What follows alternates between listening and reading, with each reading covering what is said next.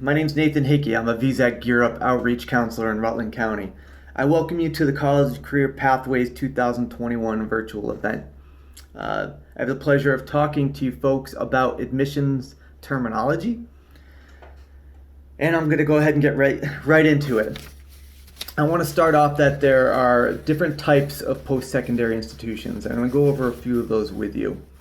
First, there are community colleges, and these are sometimes called junior colleges or technical schools or city colleges. They're primarily 2-year public institutions providing higher education and lower level courses granting certificates, diplomas, and associate degrees. Many offer continuing and adult education as well. Graduate schools. Usually within universities, these schools offer degree programs beyond the bachelor's degree. Liberal art colleges, a degree granting institution where the academic focus is on developing the intellect, instruction in humanities and sciences rather than training for a particular vocational or technical or professional pursuit. Public institutions, they are college or universities that receive public funding primarily from local, state, or national government that oversees and regulates the school's operations. And you have universities, which are post-secondary institutions that consist of liberal arts colleges, a diverse graduate program, usually 2 or more professional schools or facilities.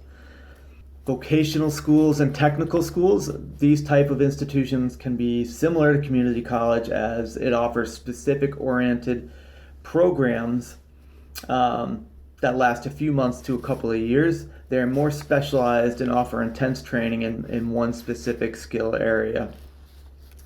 Okay, let's talk about the types of post-secondary degrees you can obtain.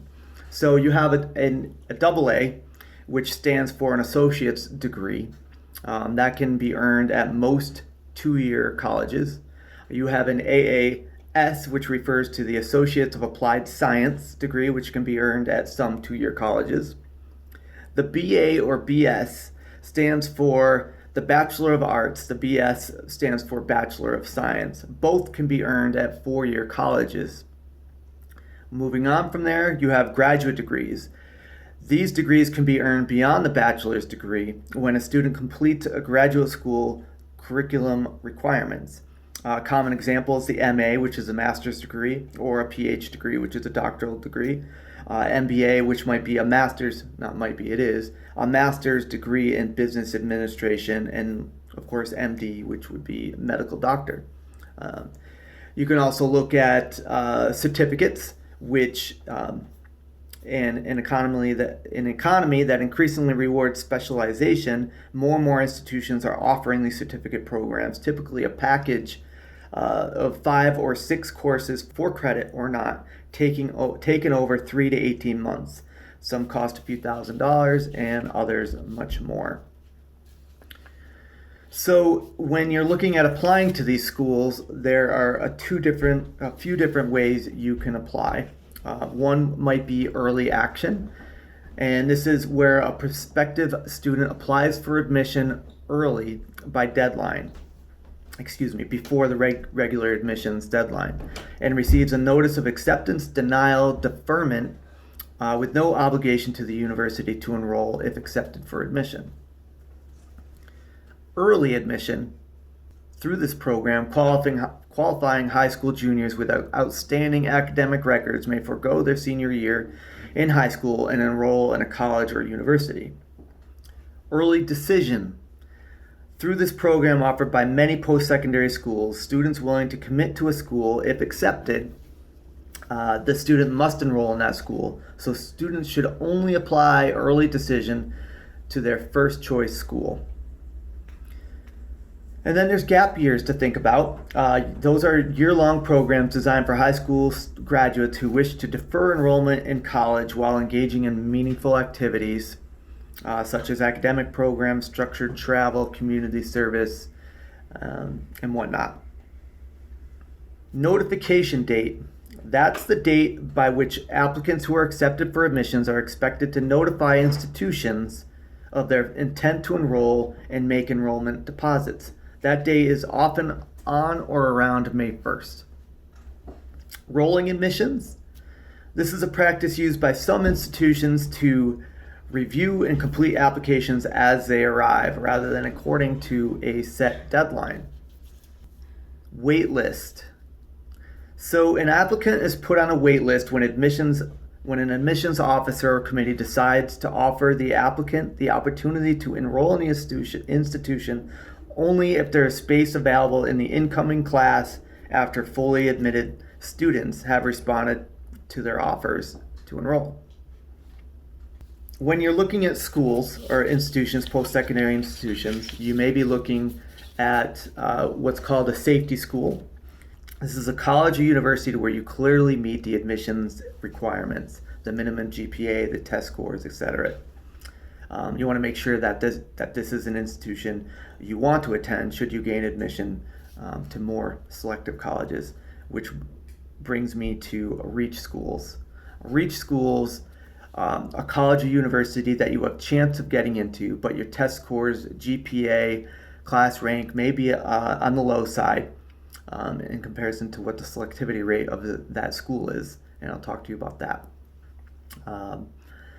Some of the top U.S. colleges or universities are always considered, should always be considered those reach schools. So selectivity refers to competitive colleges. So in general, a competitive college is a college with a rigorous, highly selective admissions process. Competitive colleges typically admit 25% of their applicants. Selectivity is to the degree of which a college or university admits or denies admission based on an individual student's record of academic achievement. And generally, a high selective school, like I said, admits 25% of their applicants. A very selective school would be 26 to 49% of applicants, and a selective school would be 50 to 75%. And to put some perspective on that, Castleton University, last time I looked, had an 83.8 acceptance rate. VTC was 67%. Champlain was 85%. So these schools will be looking at you as a student when you apply. They're going to be looking at your transcript, which that's the official document containing the record of a student's academic performance and testing history. The school at which a student is or has been officially enrolled must issue that transcript, certified by a signature of a school administrator, and there's a seal on that and all. So basically, guidance takes care of sending that information to the schools that you have applied to. Along with the transcript, these schools, these institutions may be looking for admission tests, also known as entrance exams. These are tests designed to measure a student's skills and to help colleges evaluate how ready students are for college level work. The ACT and College Board's SATs are two standardized admission tests used in the U.S. And the word standardized means that the test measures the same thing in the same way for everyone who takes it. Class rank, schools sometimes look at this as well. Schools, post-secondary institutions.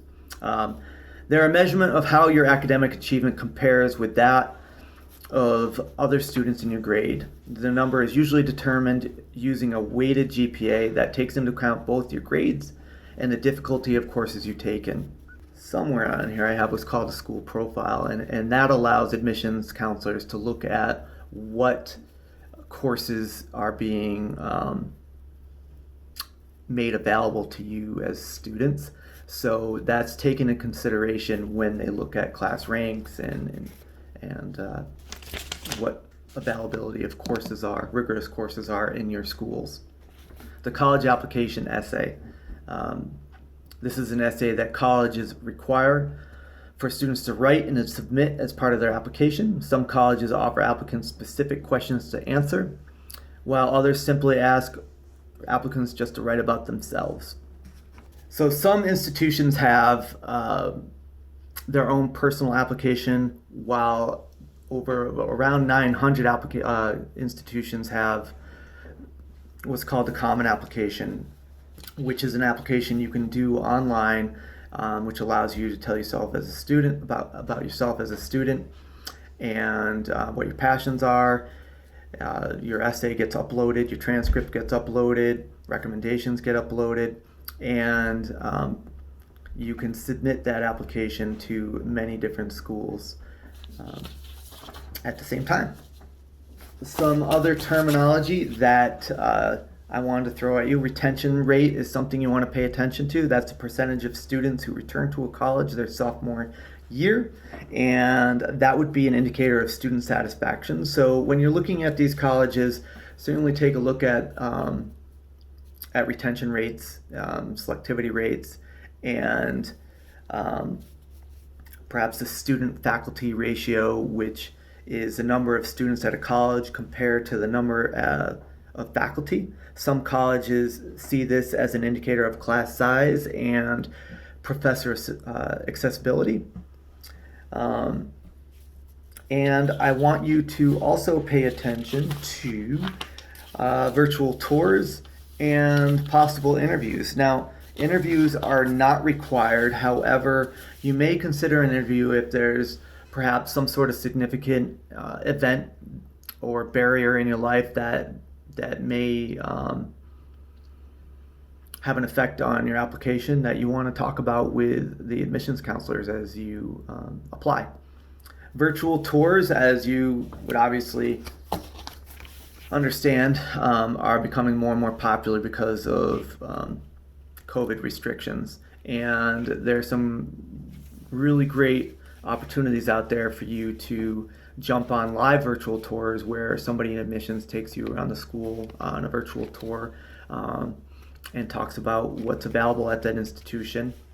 And you can also do them personally, where you go in yourself and explore these institutions on your own. And as you do all this, I recommend you document and stay organized and take notes on what you see and what you're interested in. Certainly continue to educate yourself. Knowledge is power, and I wish you the best on your journey. And thank you for joining me.